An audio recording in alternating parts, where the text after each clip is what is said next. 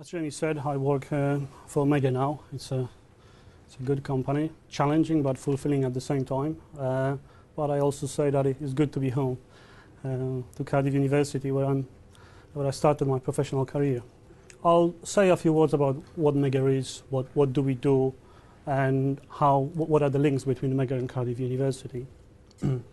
Then I'll move on to the main topic of our discussion today, which is the current transformers, the design principles, the performance requirements, but also not only related to magnetics, but also to other problems which have to be solved with making current transformers. And there will be a number of applications with just regular clamp type current transformers, but also some testing of these. Okay, what is Megger? How it all started? There was a gentleman called Sidney Evershed who in 1899 invented a hand dynamo, which basically would have to be hand cranked, but was generating voltages high enough to permit insulation testing. And these initially were two separate instruments. One was high voltage dynamo to generate these high voltages, and there was an ohmmeter to measure the state of the insulation. These were later combined, and the one you see now from 1922, that was the first device which was integrated into a single device. So with one hand, someone had to hold it, with the other one, turn the handle, and then the answer was coming on the screen, which was pretty impressive 100 years ago. And because this was what the device really did, it measures resistance in mega ohms. So it was called mega ohm meter, hence using beginning and end of these two words, the word mega was made. And it was registered as a trademark in 1903. So as you can see, this was more than 100 years ago. And the company initially was Evershed and Vignolles Limited. And that was the beginning of the name Megger and the company. Since then, there were a number of changes, a number of different names involved.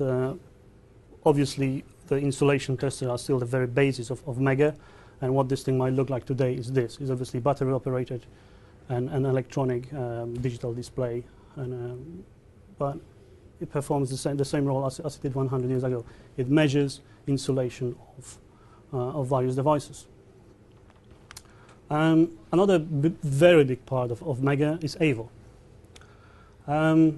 Again, quite a few years ago, a post office engineer, Donald McKeddy, came up with the idea that instead of carrying different instruments for measuring resistance and for measuring current and for measuring voltage, he managed to combine all of them in a single one, and this device could measure amps, volts, and ohms.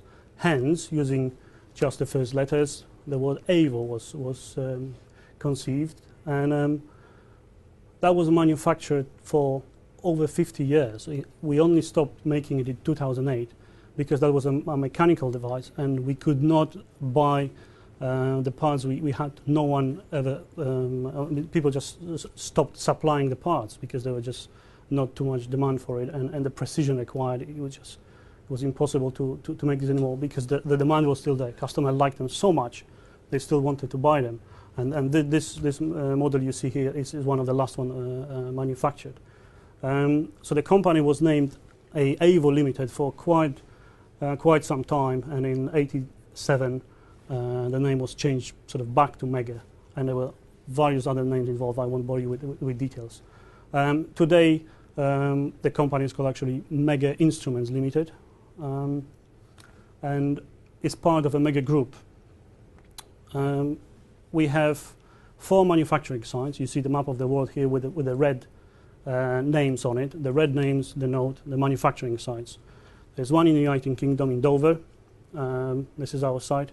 There's one in Sweden in Täby, and there are 2 in the United States, Forge and Dallas. These 4 manufacturing sites, they manufacture products from roughly 3 sort of types of equipment. It's for power, for building and wiring, and for telecommunications. In total, including the sales channels, we employ about 1,500 people. these are sort of a bit more groups of products which are made. I mean, some of them you see on the poster there as well. About 25 main groups. Depends how you really look at each category. The ones marked in red, these are sort of the closest I could think of which immediately employ current transformers, which is obviously the topic of our meeting today. But of course, in most of them, there are electronic current transformers for detecting the currents being involved, or for protection, or for any other reason. So examples of some of these I'll show today, and these would be for power quality instruments, for ground resistor testers, and for multimeters. This is an example of just a few products Megger does, just to give you some idea of the range of the things. To start with, that's a clamp-on current transformer, which I have a sample of here. You'll be able to look at it later. Obviously, as I mentioned before, insulation testers is a quite big chunk of what Megger does and what Megger is famous for. And these devices, they can measure insulation up to tera ohms. I mean, it's an incredibly high number. At the opposite end of the scale, we also do low resistance on meters, and these can measure down to micro-ohms. So you can see the scale from micro to tera. It's just massive. There are transformer turns ratio testers, and these are specifically designed to work with power transformers.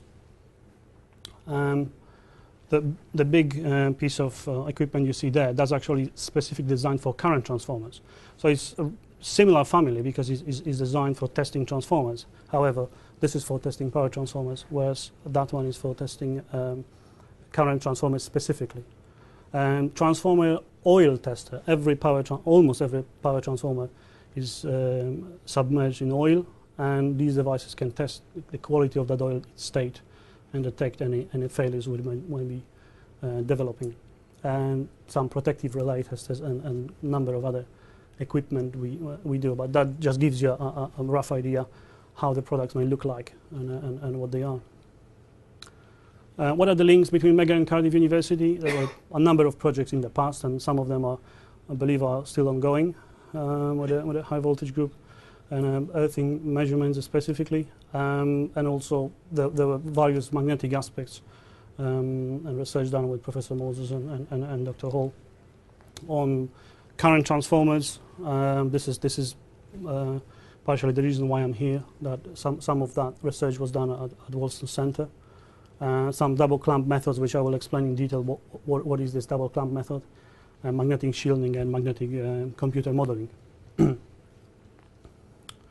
Okay, so let's just go to the topic of today's lecture, which is what is a current transformer? Current transformer is just a transformer. It is just designed in a specific way. So if we assume that is an ideal transformer, there are no losses involved and other things, we can say that the ratio of voltages between primary and secondary side is the same as the ratio of number of turns for the two windings. Of course, if we need to observe the conservation of energy, then it would be opposite for the currents. If the voltage goes up, current has to go down to have the same amount of energy. Hence, the ratio of currents is inversely proportional to the ratio of turns. So we can rearrange that equation, and we will get that our secondary current is proportional to the primary current with whatever the turns of the ratio is, the ratio of turns. And if we make our transformer such that is only one primary turn, we can take it out of the equation, and then we can see that the secondary current will be just directly proportional to the number of turns and the primary current. And that's what current transformer is. In many cases, is a transformer which has a single primary turn. Not always, but in general, we can simplify just to grasp the concept. However, in real life, Nothing is ideal, and we have losses, and we have other things which have to be taken into account. That's sort of very simplified equivalent circuit of a current transformer. We are still using that. Our primary has just one turn, secondary has multiple turns. There has to be some load connected to our transformer to measure voltage across, and we have some losses represented by our resistance of the core. And if we look at the currents and the values and the vectors of what happens, we will roughly get that the total current supplied to the current transformer will be a combination of what we see at the secondary side times number of divided by number of turns. So now it has to be multiplied to be transferred to the primary side, and the magnetization current, which sort of takes into account the inductance of the primary and the losses. So our aim is to what? To relate our secondary current to the primary current. So these would be almost equal to each other if our magnetization current is much smaller than our secondary current transferred to the primary or the main current, as it were. Well, we can achieve this. We have to have conditions in which the impedance of our resistor here and our coil is much larger than everything else, and so that means a low loss of our core and very high permeability, and then we will get a condition where our secondary current times the number of turns is almost equal to the primary. This just means errors, and the question is how big errors we can accept.